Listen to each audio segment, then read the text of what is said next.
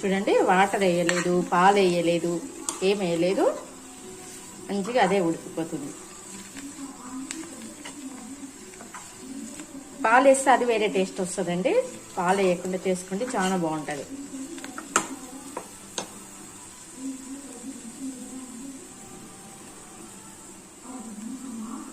కొంచెం బెల్లం, తగినంత బెల్లం వేసుకోవాలండి.